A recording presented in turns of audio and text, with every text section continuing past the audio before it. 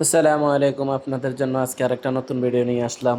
Cassette AC কীভাবে repair করতে হয় বা ক্যাসেট এসি কী সমস্যা হলে কি কি প্রবলেম দেখা দেয়, কেন প্রবলেম দেখা দেয় বা কিভাবে রিপেয়ার করবেন আজকে আপনাদেরকে আমি দেখাবো। তার আগে বলে নিই, আপনারা যদি চ্যানেলে নতুন হয়ে থাকেন চ্যানেলটি অবশ্যই সাবস্ক্রাইব করে দেবেন।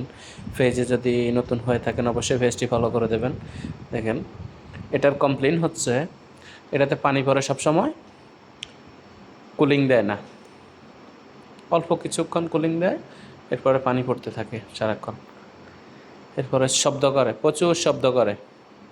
তো এখন আমি পুরো খুলে ফেললাম, আপনাদেরকে একটু পিসি বোর্ডটা ভালোভাবে দেখাই। দেখেন, এটা হচ্ছে জামিলের ক্যাসেট এসি। জামিল কোম্পানিটা হচ্ছে জামিল ক্লাসিক, জামিলের ক্যাসেট এসি। দেখেন ব্লুয়ারটা আমি একটু দেখাই ভালো করে। ব্লুয়ারে ময়লা দেখছেন, ব্লুয়ারে অনেক ময়লা। তারপরে যে ফোন কভারগুলা, এই যে কভারটা খুলছি এখন, ফোন কভার, এই যে কভারের ভিতরে দুনিয়ার ময়লা। তো এখানে যে একটা ফ্যান মোটর আছে, ওয়াটার পাম্পটা না চলার কারণে, ময়লার কারণে জাম হয়ে গেছে। এই কারণে যদিও ঠান্ডাটা কম দেয় কিন্তু পানিটা নিষ্কাশন হয় না মোটরে ময়লা ঢোকার কারণে। আমি আপনাদেরকে মোটরটা একটু ভালো করে দেখাই। এই যে মোটরটা ঠিকমতো কাজ করে না করার কারণে এই যে ব্লোয়ারটা খুললাম, ক্লিন করলাম। দেখে আপনাদেরকে একটু ব্লোয়ারটা ভালো করে, ব্লোয়ারটা ক্লিন করা শেষ, কভারটা ক্লিন করা হয়েছে। দেখেন কভারটা ক্লিন করছি, এখন এটা লাগাবো। এদিকটা একটু ঘুরিয়ে দেখাই। এই যে দেখেন, যত ভালোভাবে ক্লিন করবেন তত আপনার জন্য ভালো হবে আর পানিটা তাড়াতাড়ি চলে যাবে। তারপরে যে ইনডোর ফ্যান মোটরটা, ওটা রিপেয়ার করলাম। আপনাদেরকে আমি চেম্বারটা ভালোভাবে দেখাই। দেখেন মোটরটা একটু ভালোভাবে দেখাই। দেখেন ওয়াটার পাম্প, ময়লা দেখছেন? দেখেন সবাই ময়লাটা কি পরিমাণে ময়লা।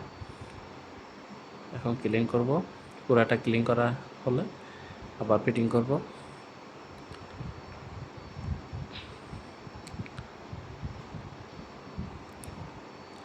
পিসি বোর্ডটা আর একটু ভালোভাবে দেখাই আপনাদেরকে।